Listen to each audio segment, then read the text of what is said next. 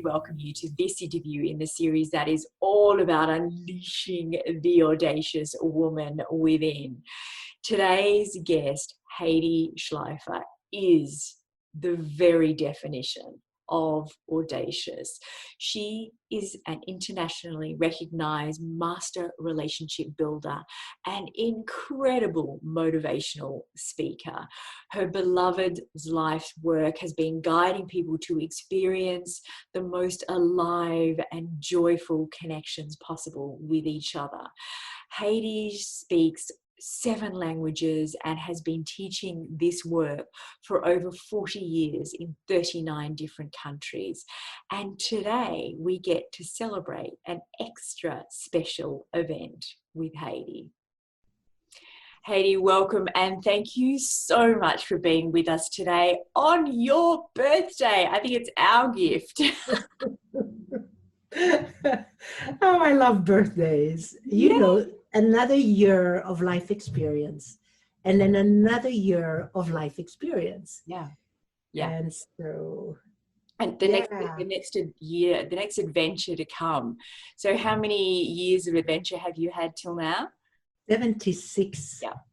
And going strong. And such a deep pool of wisdom that we get to dive into today. So, Hedy, for those of the women in our audience that actually have not had the pleasure of meeting you yet, could you tell us a little bit about your story, or a lot about your story, and how you came to be doing the work that you do? You know, I'm a child of war. I was born in a refugee camp in Switzerland in 1944. And I think the fact that I was born when Europe was beginning to be liberated, and my parents felt like I brought so much hope and so much optimism to them. Here's this healthy little girl in the middle of all that they went through, not even thinking they would survive it. I think that atmosphere was in my fiber. And from the very beginning of life, I think I said, welcome to the whole adventure, or like Zorba the Greek says, to the whole catastrophe. You know, whatever comes, welcome. And so over the years, I realized, me and my husband, we're now married 55 years, we realized that we seem to be the Olympic champions of unconsciousness. We didn't even know that something like consciousness existed. We were sure you fall in love, you get married, and it's marvelous. Yeah. Well, there are challenges there, and the two of us began to understand that we needed to welcome consciousness, relational consciousness. And so we did, and went to study and went to workshops, and slowly but surely we developed a wonderful model that we call encounter-centered transformation. How does a couple get transformed? Through the encounter of the souls. And so we taught it together for 25 years. And Yumi, my husband, has retired, and I told you that I'm continuing. I'm going to continue from 75 to 85. That's my big plan. Yeah. And then at 85, I'm starting a business, Fashion After 80. I love it. I love it. And some of the most beautifully dressed women I look at, women like Judi Dench, you know, and just that, the style is just beautiful. So I'll be waiting for that chapter. That's right. That's right. I've put it on the horizon, and I told my grandson Leo, and he said, Bobby, that's grandma in Yiddish, you need to be a model for your company. Yes, absolutely. I love that he already stepped into it, you know? Yeah, you're already there. I said before we pressed record that your outfit when you did your TED talk actually grabbed my attention. I love clothes. Yes. Love clothes. So you've got this wonderful big vision still, you know, starting at 85, and you talk about putting your big vision on the horizon. What do you mean by that? You know, when I start working with a couple, the first foundational step I take with them is the step of their wildest dream and deepest aspiration for their relationship. And we put on the horizon 3 wishes from both people, but we explore it in depth so that by the time 6 wishes are there, they are like the vows that they spoke when they were young, when they just started their relationship.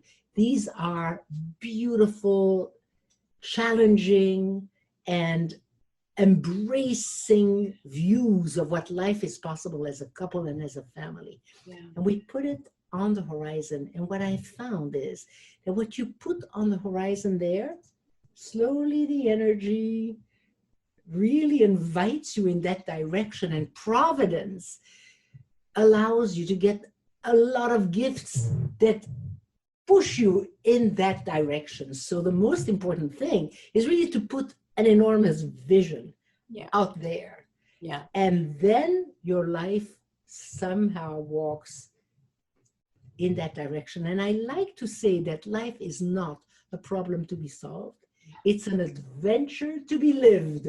And whatever life gives you, even though it may at first look like this is a terrible problem to solve, no, it's an adventure to live. Step into it, name it, go with it.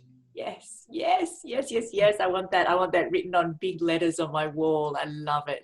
And vision, is my favorite subject. And I love to do this in all the different areas of my life. So I love that you talk about it.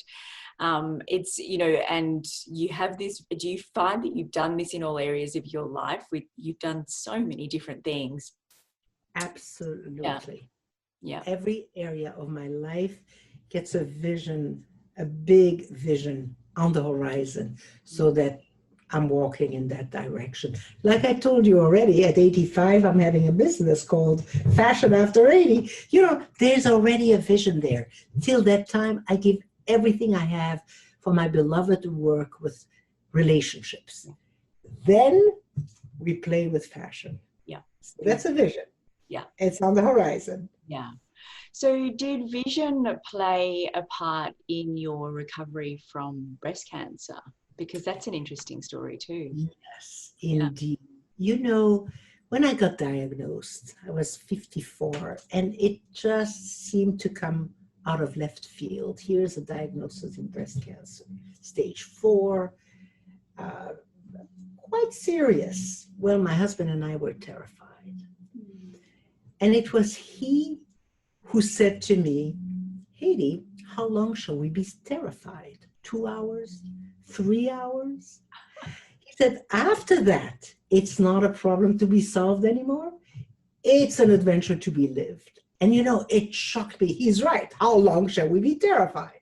Yeah. And then he said, let's name the adventure. We'll give it a name. And he called it Rallying Around the Boob. And everybody that rallied, he called them the Boob Brigade. So we had an international Boob Brigade. And when we went to a doctor, we would say, are you willing to be part of the Boob Brigade? And if that doctor didn't find that funny, that was not our doctor. We needed a Boob Brigade that really was mobilized to make it an adventure to be lived. And on the horizon was radiant health, joy of life. And slowly but surely, here I am, 23 years later, in radiant health and joy of life.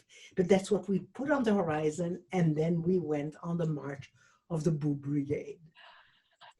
I love it. I love it. That's such a special story.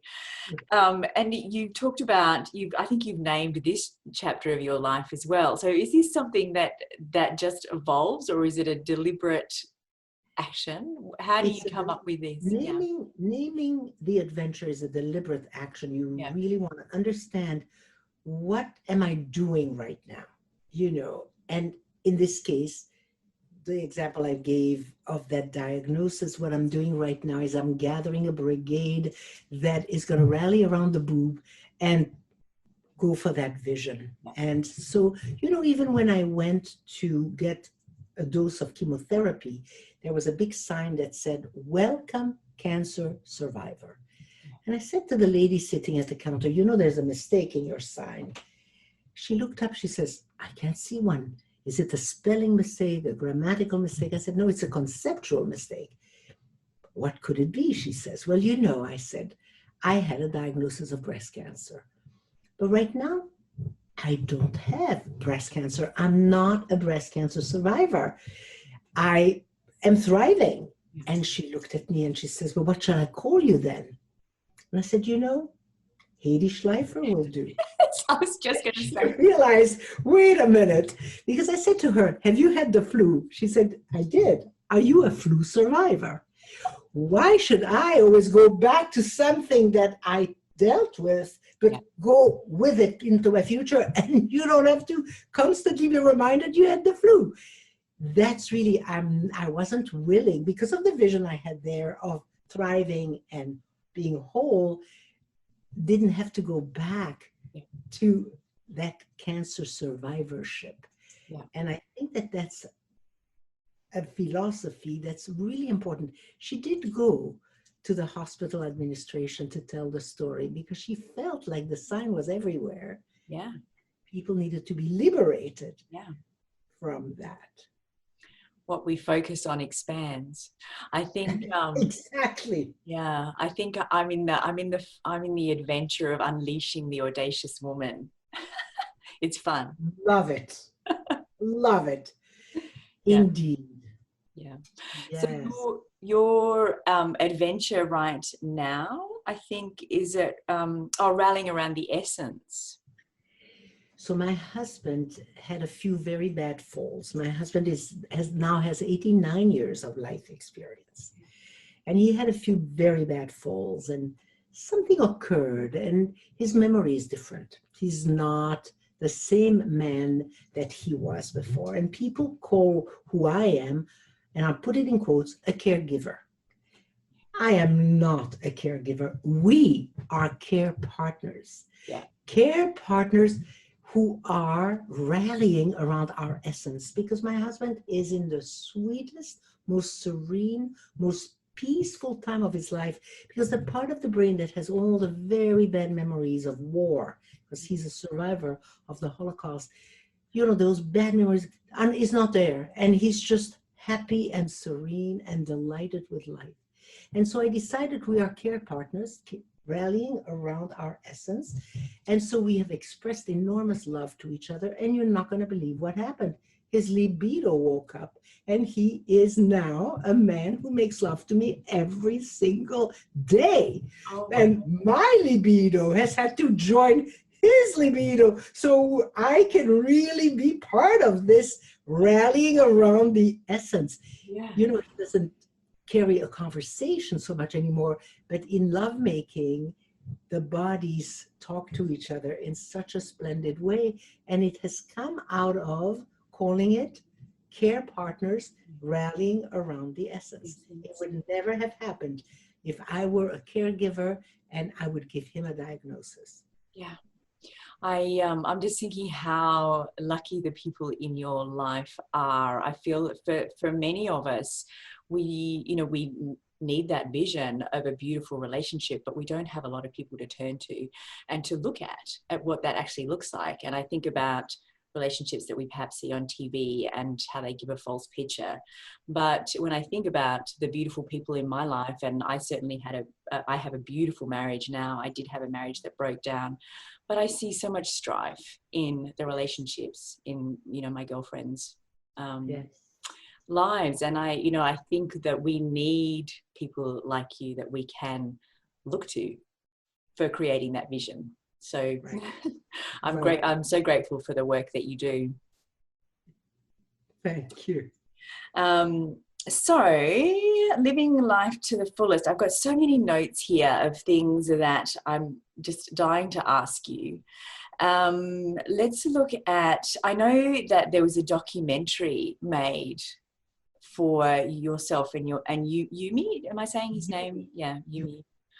Can you tell us a little bit about that and how that came to happen? You know, we used to do couples workshops, and in one of our couples workshops, a couple from Canada decided we're going back to learn a little more. And when they came back, they decided we are making a documentary about this couple and about their workshop. And they then really donated a very beautiful sum of money to be able to make this movie in 4 countries: Yeah. United States, Canada, Israel, and Austria. And it followed us, and it showed the workshop couples learning how to do 3 things that we teach. One, to honor the relational space between, because we pollute that space by the things we say, by the looks on our faces, by the way our bodies are. We learn how to sanctify that space, how to cross the bridge to the world of the other. You know, how a good marriage is bilingual. How do I cross the bridge to learn your language? You learn your culture, learn your rhythm. We are so different from each other. And most of the time, the people who fall in love with each other are incompatible. Because the grandmother of a friend said, if we are the same, one of us is superfluous. We are incompatible. We are so different from each other, and we need to learn. And so we cross the bridge to know the world of the other. And then the third thing we learn is how to encounter each other, how to have our souls meet. And when the space is clear and the bridge is crossed, it's the conditions for the souls to meet. So we teach that to couples, and we teach it in the States, in Canada, in Israel, in Austria. And what people find in the documentary is that a couple is a couple is a couple is a couple in all countries, in all cultures, and that our longing is really for that encounter, for the meeting of the souls. And we're all capable of doing it. We just need to know how. Yeah. It can be very interesting when relationships come together from different cultures. My husband's South African, and he brought with him a saying that I now apply to everything, which is first world problems. You know, things that used to irritate me or I would see as a problem, he would just say first world problems. First world problem. It is such a grounding thing. You know, he's come from Cape Gives Town. you immediate perspective. Yeah, absolutely. Where even having public toilets that aren't locked or are actually clean, here we just take it for granted in Australia. But in Cape Town, all those things are just, nothing's taken for granted. Yeah. So you do talk about world peace and world peace beginning at home with the family. Tell us more about that. Yeah, you know, when I work with a couple, I realize that when they clear the space between them and it becomes sacred, and when they cross the bridge and come to know their partner really and honor and cherish their partner, and when they encounter each other soul to soul, they are one more couple in our beautiful planet, adding to the numbers where there is light. Because, you know, you cannot fight the darkness, but you can make more and more and more light. And I feel like every couple that knows how to bridge adds to our planet's bridging the divide. And it's just more and more important that we learn how to bridge the divide. I mean, in my country right now, there is enormous divide. And, you know, every couple who does the bridging and who learns the other culture and who honors the other is one more part of our planet bridging. And so for me, it just keeps giving me hope each time I work with a couple. I know we've put another couple on the planet who does this. And you know, we only need 90 million couples, 3% of the population, to have a pandemic of bridging, you know. So the idea is there's a tipping point at 3%. So 90 million couples, that's not really that much. I think we're getting there. Once we've got 90 million, we'll have a pandemic of good connections. That's the one I'm looking for. Wow. That means world peace, because, you know, a tipping point of people really getting along deeply well and encountering each other, that will create, you know, just world peace. Yeah. It's interesting, at the dinner table last night, we were talking about, this divisiveness that just seems to be getting bigger and bigger and bigger. COVID, there's so much fear around it, and people are putting themselves either in one box or another. And I've actually seen it causing problems within a family. And it's such a big thing, isn't it? It's such a big piece of communication that right now is really being amplified. Yes, and we need the bridge. Yeah. To cross the bridge to each other and learn how to do it. Yes, absolutely. I call that the 3 invisible connectors. Yeah. What disconnects us is when we are in our survival dance. And every couple has got a survival dance. Yeah. The survival dance that disconnects us. And right now, because of the fear around this pandemic, there is a planetary survival dance. And the survival dance always disconnects us. What connects us are those 3 invisible connectors, which is to really honor, like you and I are doing right now, honor the space that is between us and enrich it. You're enriching it with the way you're treating me. I'm enriching it with the way I'm treating you, the way we're smiling at each other. We are enriching the space. And you right now are really crossing the bridge to my world. You want to know me.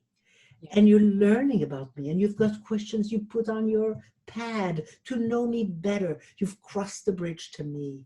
And slowly but surely, we're feeling like we've known each other forever and ever, because that soul connection has that quality. I've known you forever. You've been in my life forever. You see, that's that soul encounter. And our world deserves to look like this. Yeah. And, especially now when we're so afraid and we enter into the survival dance, we've got to remember that it's time always to clear the space between us and cross that bridge to each other and create the encounter like you and I are doing right now. Yeah. That's what keeps our planet safe and creates world peace. Yeah. The bridge. The bridge. Yeah. I hope that your message and that message can just get out further and further and further. I just see there's such a need for it right now. Whenever I look on social media or anywhere like this divisive camps of vaccinations and all sorts of different things that just create such a division. Yeah. And it's never the subject itself. It's that there's fear attached to it. And so we enter into this survival dance. And in the survival dance, there are 2 camps. So, when I work with a couple, I do something very interesting. After we've put the vision on the horizon, I say to them, for 13 minutes, I'm going to ask you to talk about the toughest thing of your life. I mean, the toughest, most embarrassing, most loaded, but 13 minutes. And the reason 13 is because in Hebrew, every letter has a meaning. So 13 is echad, which is oneness, and ahava, which is love. So if we're going to have a terrible conversation, let's do it in the name of unity and love. Anyway, the couple gets into it. And as you know, it's always the same kinds of subjects, but couples, their conflicts are really painful to watch. Anyway, after 13 minutes, I say, stop. And then I say to them, imagine that you were in a restaurant and you saw that couple, and for 13 minutes you watched them, and then they left the restaurant, but somebody whispered in your ear, they are from a different planet, Wigelia. So they speak Wigelian. It's a language you don't speak. So you haven't understood a word they said to each other. Now, what did you see? And so they'll say, well, the Wigelian woman started crying and she spoke and her body moved a lot and the man just withdrew and there was a big wall between them. People begin to describe the survival dance. Because if you take out the content, all you see then is facial expressions, tone of voice, and the pollution in the space between. And so I write everything down and I say, one day you went to a restaurant and you saw a couple, and then I read them everything they said describing their survival dance. Now, they've never seen the survival dance. They've only been inside of the divisive pattern, but they've never seen it. And for the first time, they get to see the Wigelian couple. And that's when I say to them, would you like to do this differently? And they get the skill to do this differently. And you know, one couple went home and they told their children, listen, we know you know this couple we become every once in a while that doesn't look like your mother and father. We just found out they're from another planet. They're called Wigelians. And we are asking you now to make a drawing of the Wigelians. And the kids made this unbelievable drawing of how they see their mother and father when they are in that divisive survival dance. Yeah. And the parents put it on the fridge and they told the children, you have our permission. Whenever you see us in that divisive survival dance called Wigelian, take us to the refrigerator and show us who we are in this moment. And we promise we're going to get back to who we truly are, because we now have some skills on how to handle these situations with a bridge that connects us rather than a dance that divides us. Yeah. And so that's such a lovely example of a couple who took seriously, they're going to become intentional and they're not going to be reactive anymore. And they're going to let their kids show them, hey, you're in your dance. Our children are very helpful with those with those conversations. One of my daughters did early childhood education, and the things that the little kids, you know, these little primary school children bring in, you know, that mummy and daddy at home, you know, I can just imagine the conversations around what's on the fridge. It's gorgeous. So when you're doing the visioning work, I'm curious how you do that. Do you do that in picture form, or is it just a conversation? Do they write? Do they journal? How do you give people ideas around doing that? Right. So the way I do that piece is it's a conversation with me, because I want to know them and I want to know their essence, because I know that after we've put all these amazing, inspiring dreams on the horizon, I'm going to tell them to have this awful conversation for 13 minutes, and that is not who they are. Yeah. And so I have that conversation, and by the time, and I ask questions so that we can really step deeply into that, the vision. Yeah. When we have the 6 of them, I read them, and then I tell a story. Once upon a time, there was a woman, but she was born a little baby in, were you born in, you're in New Zealand. Were you born in Australia? In Australia, yeah. In Australia. Born here, yeah. Little girl was born in Australia. And there was a little boy born in South Africa. And, you know, I say a little bit of what I know. And then they met and they fell in love. And I tell the story. And then they came to this woman who said to them, what is your wildest dream? And then I put the dream in. But once you have it in a story, it's archetypical. So many people have that exact story and those deep longings that are part of the collective. And usually people just start crying with their own story, because it's just so beautiful to hear it in that context, in the third person, as an archetypical story. Yeah. And so that's the first step. So it's got the story, and the picture of the children is there because children are watching us. And so they see, you know, what their parents are now learning about themselves and about what to do. And the reason I do it with me and I get the story, I just want to say they go home afterwards, they can do a vision board with images and, you know, cut out photographs and create a beautiful vision board with their vision, and then do some work with that, which they do at home.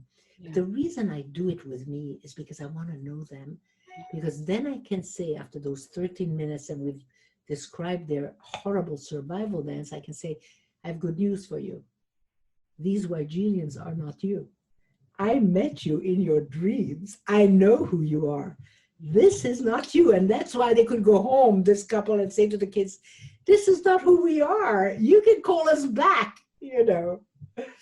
I talk to a lot of people about vision building because I'm just fascinated by how people do it. And there's lots of different ways. I do right.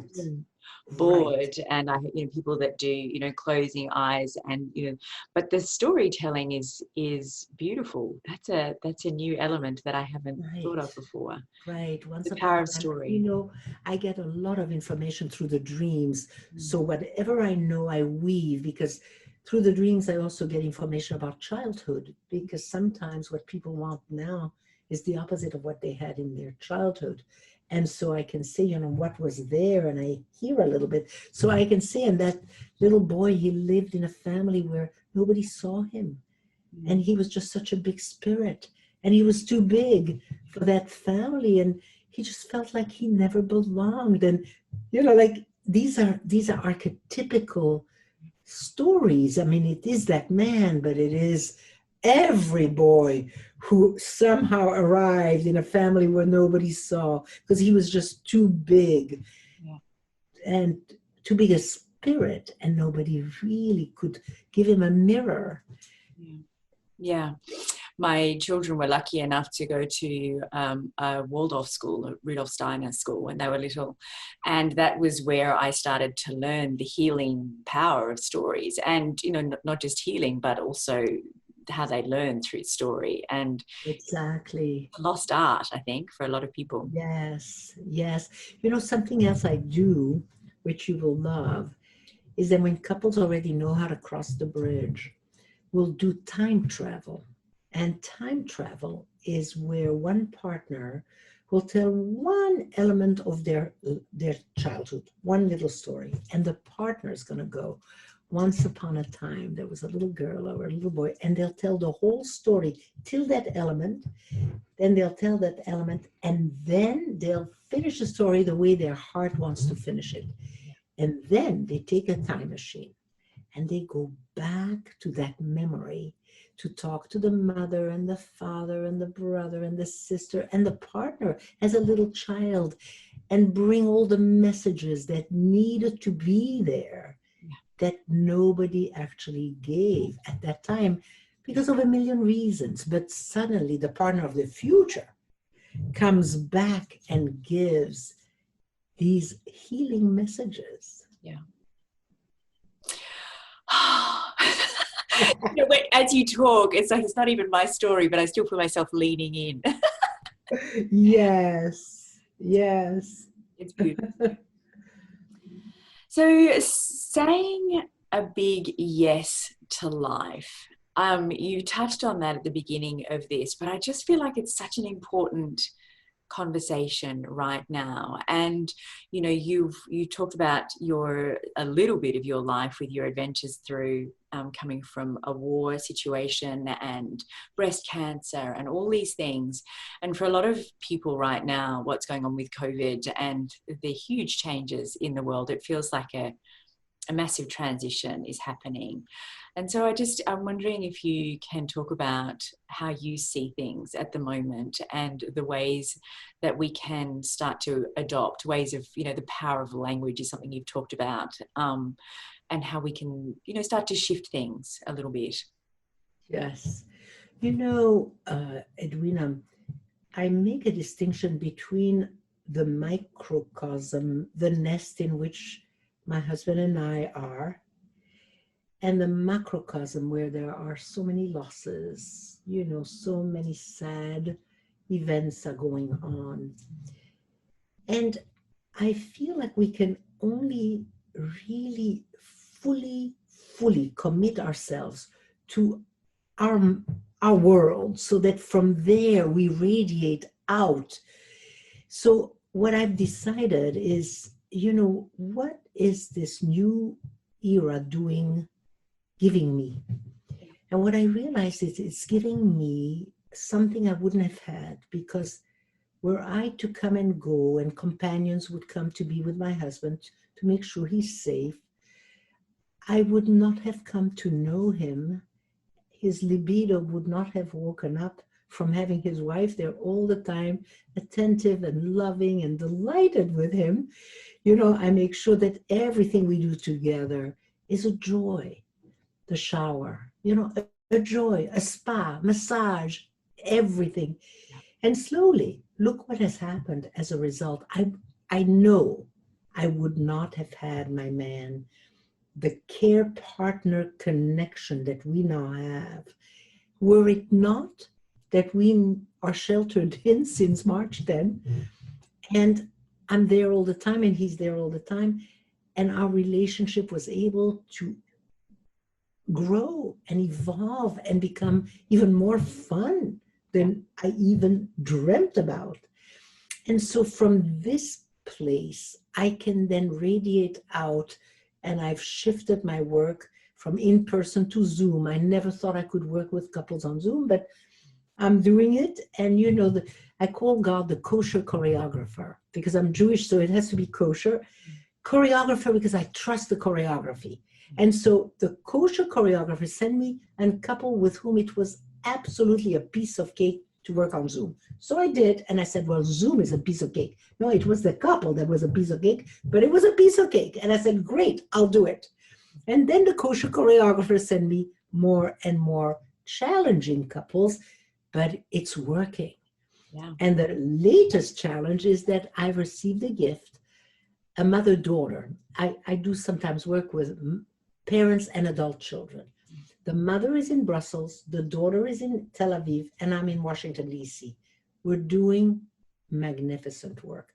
Had you told me, Edwina, Hedy, you're going to work on Zoom with a mother in one country, the daughter in another country, and you in a third country, and you'll be doing something amazing with them, I would have said, Edwina, this is an impossibility. But here it is. And so what I'm saying is that each of us must make sure our microcosm is filled with yeses. You know, yes to my relationship with my husband, yes to my work, yes to Edwina from Australia, with whom I can have a delightful talk on Zoom. We need to take the new circumstance and say big yeses within what we give the world. In my case, it's my relationship with my husband, my relationship with the people who want to be guided by what I have to offer. And of course, with our families, we just had a wedding in our family last week, a grandson, and we attended on Zoom. Wow, what a new thing to attend on Zoom. Yeah. And you know something else, I lost a wonderful, wonderful friend. I mean, one of those soul friends. She died in April. And we had her funeral on Zoom. Wow. And we had what's called the Shiva. Shiva is where you come for 7 days and you sit around with the grieving family. We did it on Zoom with 50 people sitting around telling stories about my wonderful friend Louise. Yes, you see, yes to this new way of doing life with all our soul. It's all possible. It's all possible. All possible. Yes. And it's our job to say yes, because, you know, we can say, like I could have said, you know, I cannot work with a couple on Zoom. I can. I cannot work with a mother and daughter in two separate countries. I can. Yes. Yes to the possibility, and then miracles occur. Yes. Oh, yes. Absolutely. And it's, you know, the work that I do in bringing incredible women from all across the globe and just creating this little resource that people get to dive into. I mean, it's all possible. We have frustrations with technology, but gee whiz, look what it can do. Exactly. Opening channels of communication everywhere. For people that want to learn more from you, but not necessarily going to work one-on-one with you, where do they go to find things from you? So the best place is my website, which is hedyschleifer.com, and there all the resources are available. You know, I've created a new one after Yumi retired. We had a joint website, and then I said, okay, my man retired, yes to the next era, 75 to 85.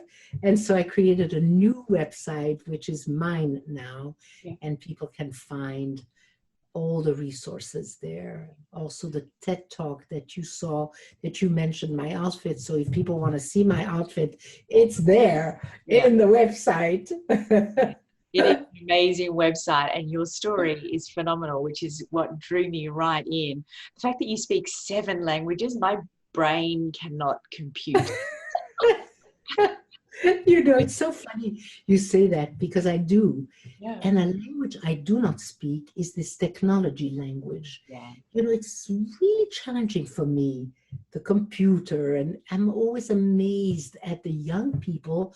And then the young people say to me, oh, yes, but I'm not a native. I'm 30. The natives are now 10 years old who were born in it, and they speak the language so fluently, and they do things that I can't even imagine at age 30. So, it's a language.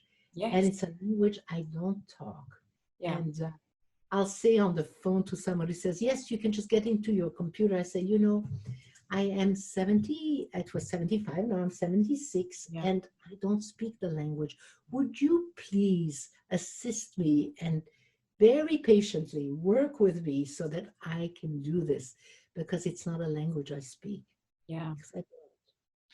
Another adventure, another language to learn, Hedy. You're so right. And since this pandemic and being sheltered in, I had to learn more.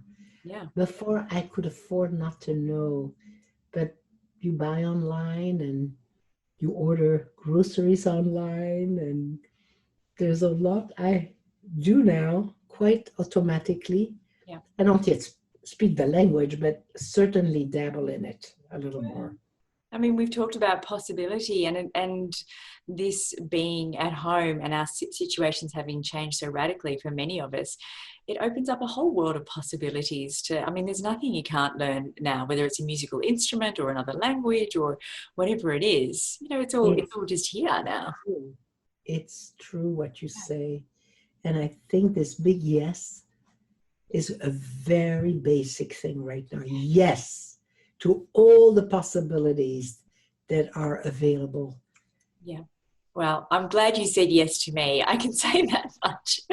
It's a joy to get to know you, Edwina. Oh, it's been an absolute delight. I know that you have a little something cooking on your birthday that it's not quite ready, but there is going to be something coming that our audience can dive into from you. Right. It's preparing itself. And when I have it ready, I will send it to you for your audience. Yeah, beautiful. A birthday gift. Yes. Is there anything left on your heart that perhaps I haven't brought up that you would like to share with this audience? I do have one last question. I nearly forgot. This is the question that I ask each of my speakers. And I know you are going to have so many possibilities that you can dive into. But if I was to ask you, what is the most audacious thing you have done in your life? What's the first thing that you think of? The first thing that came to my mind is that I was invited, once I started to speak publicly, the audience grew, and I was invited to speak to 2,000 women. And I had never spoken to 2,000 women, but I decided I am going to go on stage. I'm going to introduce to them the little Hedy, the little girl who said to me, don't do this because it's too scary. It's terrifying. And I said, okay, but I'm going to introduce you to the audience. And I said, listen, you guys, I wouldn't have done this if I had listened to the little girl that you can all see here, the little Dushka. I call her Dushka, the little Dushka, because she had diarrhea all night, just thinking about facing all of you. I said, but I have lots of things to say, so I'm going to take my little Dushka. And I went down the stairs and I said, I'm going to put her on somebody's lap so you can hold her while I go up on stage to talk and just give her a lollipop, whatever she needs. And I went down and I put that little Dushka on somebody's lap. And you could tell that 2,000 women going, I know little Dushka. I've got a little Dushka myself who often wants to say, don't do this big thing you're about to do. And so I could feel in the audience the compassion with the little Dushka situation. And then I came up on stage, I did my talk, and at the end of the talk, I went back to get my Dushka. And the woman who held her, I said, thank you so much. You don't know what you've done for me today. And, people just applauded because, we know that Dushka who won't allow us to be audacious. Yeah. So we need to let her know somebody will take care of you if I can't, but you cannot stop me from taking the big steps. I thought you were going to say the woman sitting in the seat was like, I don't want to let her go. She said she's adorable. You're right. She's adorable, that little Dushka. Little Edwina's called Binny. It's interesting. It's interesting. She's got a little Binny. Right. Yeah, she's Binny. Right. Binny. And Binny sometimes gets scared. Yeah. And you need to let her know, look, you're scared, but I, Edwina, I'm going to do this. I'm audacious. Yes. I'm going to pull up my big girl pants. It's been an absolute delight, Hedy, and I cannot tell you what a gift it is for you to have done this on your birthday. It just feels extra special. So thank you so much for being with us. It's my joy. Thank you, Edwina. All the best.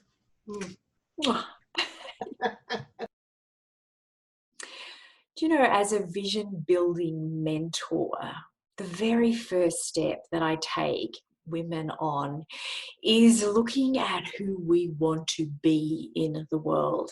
And to gather inspiration for that, I invite the women that I work with to look at women that really inspire them.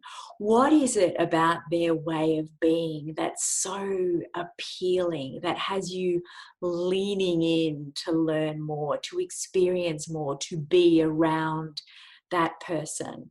Those women in my life that I unfailingly look at for inspiration are women like Brene Brown, Oprah Winfrey, the late Maya Angelou, Judi Dench. These are women that, to me, epitomize powerful, feminine, audacious women. The Marilyn Monroes and the Audrey Hepburns, stylish, powerful, audacious, loving, kind, generous, all those qualities. Meeting Hedy Schleifer has just added another woman to my list. I have to tell you that I was deeply touched by her interview and from diving into her work and exploring some of the wisdom that she shares so generously. So what do we get to take away from the conversation that Hedy just shared with us? For me, there were a couple of things. One, really, she has set the bar just that much higher in the way that she speaks about Yumi, her husband, and their relationship. To experience that level of love and joy and generosity in a relationship is so inspiring. I know that I'm truly blessed in my relationship with my husband, but there's always a next level. We're mere babies on the scale compared to the years that Hedy and Yumi have had to develop this relationship. And I feel inspired to just keep growing in that direction. The other thing that I think Hedy shared that was very powerful is in the world right now, concentrating on this little micro world that we can build, that we can have some control and say over who we are being, what we are being a source for inside our homes. Are we being a source for love, joy, connection, possibility, hope? Or are we inadvertently being a source of fear, anxiety, and I'm just losing the other words. But I think that you get the sense of what I'm trying to say. We can at any point choose to be a source for love, joy, and connection in this world. And it is my hope that all of us together are energetically connecting and lifting each other up into this beautiful place of possibility. All right, that's it from me today. So much love.